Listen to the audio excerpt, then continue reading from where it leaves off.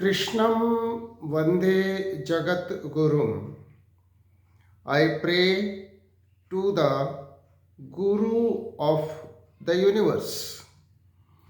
कृष्णम academy की ओर से Gita study की सीरीज में आज दूसरे अध्याय से श्लोक नंबर 25 है।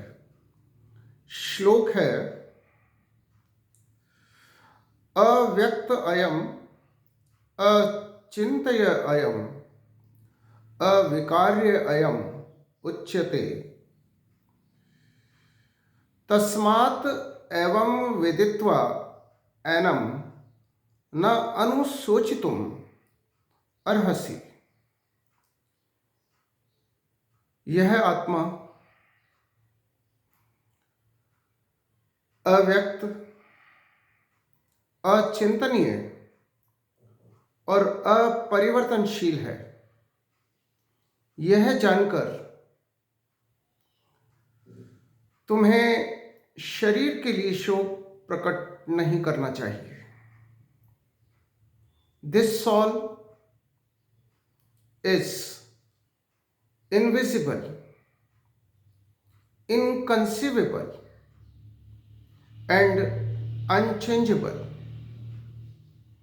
Knowing this, you should not grieve for the body. Arjun को और अर्जुन के माध्यम से हम सबको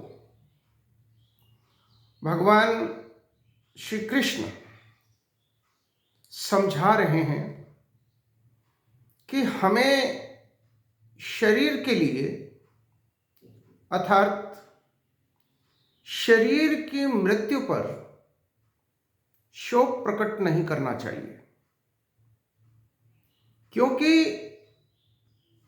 शरीर में जो चेतना है अर्थात शरीर में जो आत्मा है वह आत्मा अव्यक्त है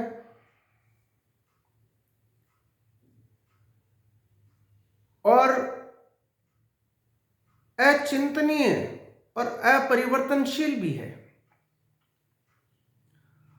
इसका अर्थ यह है कि हम अपने भौतिक सेंस ऑर्गन से हम आत्मा को नहीं समझ सकते, नहीं देख सकते, क्योंकि आत्मा अव्यक्त है और अव्यक्त होने का अर्थ यह है कि हम अपनी भौतिक आंखों से इसे नहीं देख सकते। अचिंतनीय है अर्थात आत्मा हमारी बुद्धि से परे की चीज है, वो हमारी बुद्धि की सीमा में नहीं आती है। आत्मा अपरिवर्तनशील है। आत्मा में किसी भी प्रकार का विकार उत्पन्न होता ही नहीं है। इस श्लोक में भगवान आत्मा को अव्यक्त, अचिंतनीय और अपरिवर्तनशील बता रहे हैं और ये समझा रहे हैं कि जब आत्मा अव्यक्त है, अचिंतनीय है, अपरिवर्तनशील है, तो फिर हमारा शरीर के लिए शोक प्रकट करना निश्चित रूप से व्यर्थ है और शरीर के लिए शोक प्रकट करना हमारी अज्ञानता को दर्शाता है। यदि हमें अपना अर्थात अपनी आत्मा का ज्ञान प्राप्त हो और हम ये समझ सकें कि आत्मा सत्य चित्त आनंदमय है, अव्यक्त है, अचिंतनीय है और अपरिवर्तनशील है। उसे कोई भी हानि नहीं पहुंचा सकता, उसे हानि हो ही नहीं सकती। और यदि ये बात हमें ठीक से समझ में आए कि हम शरीर नहीं हैं, हम आत्मा हैं और आत्मा को कोई भी हानि नहीं पहुंचा सकता, तो निश्चित रूप से मृत्यु पर जो हम विलाप करते हैं, प्रलाप करते हैं या जो शोक व्यक्त करते हैं, उसकी व्यर्थता हमें ठीक से समझ में आ जाएगी। परंतु होता यह है कि कई बार चीजें समझ में आकर के भी समझ में नहीं आती, और यही प्रभु की माया का खेल है, यही इल्यूजन है।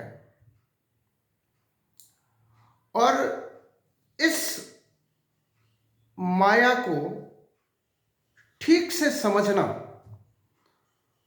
बहुत आवश्यक है। महात्मा कबीर ने एक जगह लिखा है, माया महा ठगनी मैं जानी, अर्थात ये माया ही है, ये इल्यूजन ही है जो हमें बार बार ठगती है, ये माया ही है जो हमें बार बार भंवर जाल में डालती है। यदि हम स्मार्ट हैं, ज्ञानी हैं और आत्मा के ठगने की प्रक्रिया को यदि हम समझ लें, तो निश्चित रूप से हम मृत्यु के भय से मुक्त हो सकते हैं और दुखों से मुक्त हो सकते हैं और जीवन और मृत्यु की प्रक्रिया को ठीक से समझ सकते हैं।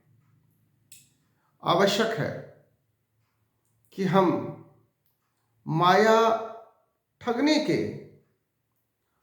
ठग व्यवहार को जान लें और स्वयं को इससे मुक्त कर लें। जय श्री कृष्ण।